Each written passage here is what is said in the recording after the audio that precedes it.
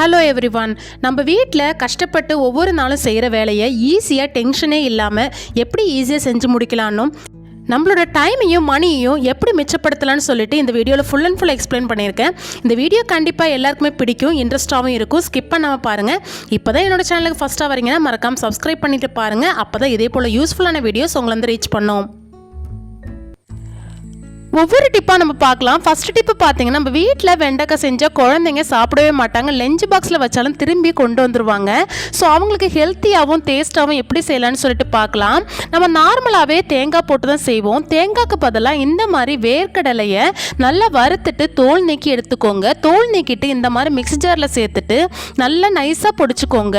கொரகொரன்னு பொடிக்க வேண்டாம், நல்லா நைஸாக பொடிச்சிட்டு இந்த மாதிரி நீங்கள் தேங்காய்க்கு பதிலாக வெண்டைக்காயில் வந்து இந்த மாதிரி சேர்த்து நல்லா மிக்ஸ் பண்ணி விட்டுட்டீங்க அப்படின்னா குழந்தைங்களுக்கு தேங்காய் சேர்த்துருக்கா இல்லைன்னா வேர்க்கடலை சேர்த்துருக்கான்னு தெரியவே செய்யாது. நல்ல